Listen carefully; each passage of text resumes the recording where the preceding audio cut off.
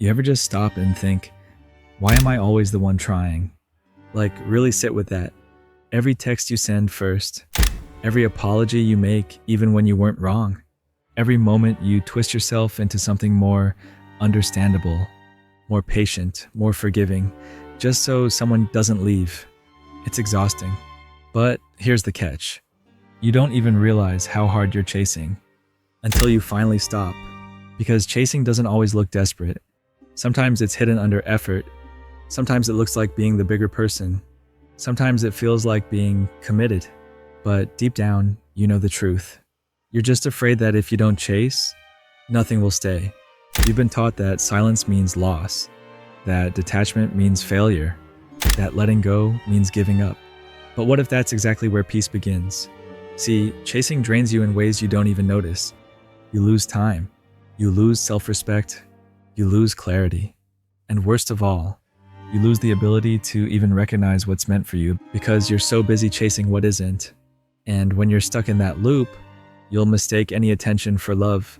You'll see inconsistency as mystery. You'll call chaos passion. And you'll ignore red flags just to avoid feeling abandoned. But the truth? What's real won't need to be chased. What's real will feel like alignment, not pursuit. There's a quote by Lao Tzu that says, "By letting it go, it all gets done. The world is won by those who let it go. But when you try, the world is beyond winning." Read that again if you have to, because that one line holds everything you've been ignoring. And maybe you've been like me, trying so hard to keep the things that keep trying to leave. Chasing people, chasing closure, chasing timelines that were never even yours to begin with. I remember this one situation. There was someone I was showing up for, constantly, always the first to check in, always giving more than I got, always convincing myself they're just busy. Maybe they're not good at texting. Maybe I'm expecting too much. But deep down, I knew I was chasing. Not because they were pulling me in, but because they kept me just close enough to keep me coming back. And I let them. I mistook their inconsistency for mystery. I thought my loyalty would eventually make them stay. I was wrong. What actually happened? The day I stopped reaching out, they disappeared. No questions, no "are you okay?" Just silence. And that silence, it wasn't abandonment, it was clarity. It showed me who was actually choosing me, and who was only staying because I wouldn't stop choosing them first. And that's the bitter truth about chasing. You'll never know what's real until you stop running after it. See, Lao Tzu wasn't just talking about passivity. He was talking about alignment. He was saying, let it come, let it land, let it show you it's meant. Because if something needs to be forced, it was never flowing with you to begin with. So maybe the lesson is this: you don't lose anything real by letting go. You just lose the illusion you had to hold it all together for it to stay. Here's what no one really tells you. When you stop chasing, and I mean fully stop, life doesn't just feel quieter, it starts getting clearer. You begin to notice all the things that were draining you, but you were too busy chasing to even see it. You feel your nervous system relax for the first time in months. You stop rehearsing conversations in your head. You stop stalking their last scene. You stop hoping your worth will finally be seen, just because you stayed loyal to their potential. There's this weird silence that hits you at first, almost like withdrawal, like, wait, now what? Because for so long, chasing was your identity. Proving yourself became your default. But then something clicks. One day you wake up, and you're not obsessed with who's calling. You're not overthinking your last message. You're not begging the universe to please make this work. You're just present. And that's when you notice it. Everything that's meant for you, it starts finding its way in. New people come through, people who match your energy without the need for performance. Opportunities show up, ones that aren't attached to your burnout or compromise. Even your creativity returns. Your sense of peace rebuilds itself. You become magnetic, not because you're trying to be, but because you finally stopped trying so hard in the first place. And it's not magic, it's alignment. See, when you stop chasing, you shift the frequency. You're no longer signaling to the world, I don't believe I deserve this unless I fight for it. You're now saying, I know my worth, and I trust what's mine will find me. Without manipulation, without begging, and without pretending. That kind of peace, it can't be faked. And people feel it. Some won't like it, especially the ones who relied on your desperation. But the ones who are meant to stay, they'll show up different. They'll meet you where you are, not where they can use you. And trust me, that version of you, the one that no longer chases, that's someone you're going to love becoming. Here's the thing a lot of people won't admit. Even after you stop chasing, you'll be tempted to go back.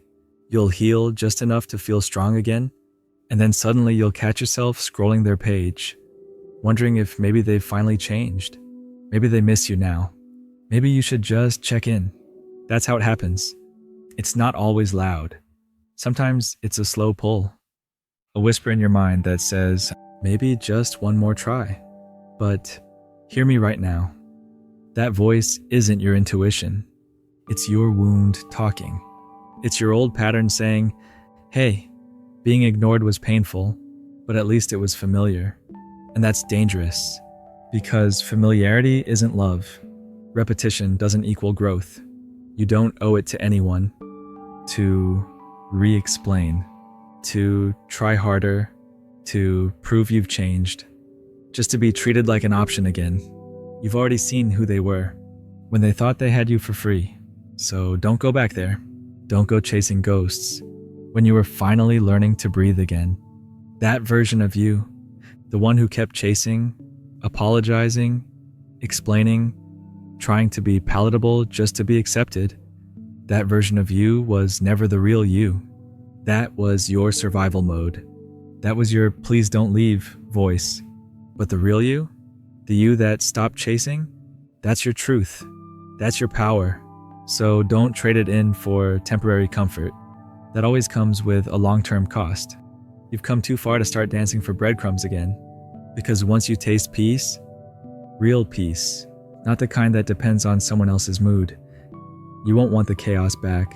You'll realize that love doesn't require you to abandon yourself to keep it. And when that realization sinks in, you don't just stop chasing them. You stop chasing versions of yourself that were never built to last. You know what's wild? Even after all the clarity, even after you stop chasing, stop explaining, stop stretching yourself to be enough, you'll still have moments of doubt. Not because you made the wrong choice, but because healing doesn't come with applause. No one shows up to thank you for the boundaries you built. No one throws you a party for finally choosing peace. It's just you, alone, staring at the ceiling some nights, asking yourself, did I give up too soon? Was I too cold? Should I have tried one more time? But let me say this loud for the people in the back. You didn't walk away because you didn't care. You walked away because you finally did. You cared enough about yourself to stop begging to be understood. You cared enough to stop being available for people who only showed up when it was convenient. You cared enough to finally put your time, your energy, your peace above their confusion. And that's not cold. That's self-respect. The world will guilt you into thinking that letting go is the same as failure. But how can it be failure when it gave you back your dignity? Don't let nostalgia trick you either, because let's be real. You're not missing them. You're missing the version of you who still believed they were going to show up right. You're missing who you thought they could be, not who they actually were. And that version you kept alive in your head, that was never your responsibility to begin with. So breathe. Let that ache rise and pass. Let the memory hit and fade. Let it burn. Let it go. Because you're not chasing anymore. And that means you're finally making room for the kind of love, the kind of life that doesn't require you to shrink just to be seen. There's a weird shift that happens after the healing kicks in, and no one really talks about it because it's not loud, it's not dramatic, but it's powerful as hell. You start seeing life differently. The same people that used to shake you, now they just seem small. The ones who once made you overthink for hours, now they can't even hold your attention for 5 minutes. You stop romanticizing potential. You stop chasing energy that's hot one day, cold the next. You stop needing closure from people who never deserved access in the first place. It's not that you become heartless. You just stop making excuses for people who were never solid to begin with. And the crazy part? People notice. They feel that shift in you. You're not texting first anymore. You're not explaining your silence. You're not apologizing for your standards. And suddenly, they try harder. They get nicer. They come back. But not because they changed. It's because your detachment took away their power.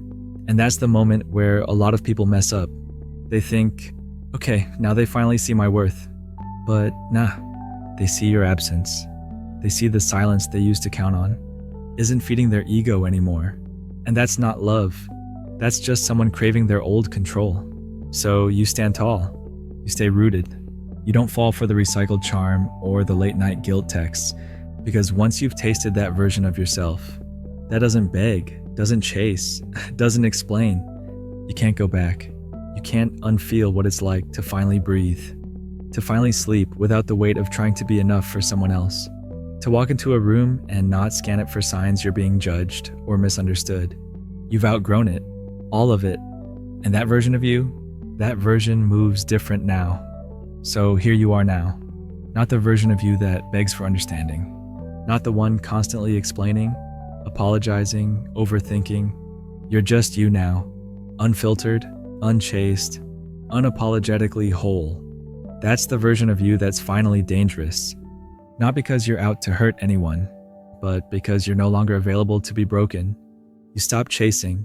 You stop shrinking. You stopped selling yourself for half-effort love and convenience-based connection. And now you're here, with your peace, your self-respect, your energy intact. That's not small. That's everything. So don't fumble it. The world will keep testing you. Old cycles will try to creep back in, masked as second chances, apologies, or fake growth. But this time, you'll see it for what it is, a test. And you won't fold, because now you know what's meant for you won't require performance. It'll feel calm, safe, aligned, and it won't make you question your worth just to keep it. So here's your reminder. You don't need to chase what's real, and you damn sure don't need to explain your piece. If this hit home, drop a comment and let me know what part spoke to you the most. And if you're on that journey of letting go and showing up for yourself again, I got you. Subscribe, because we're just getting started. You're not alone. You're just finally choosing you. And that's the beginning of everything.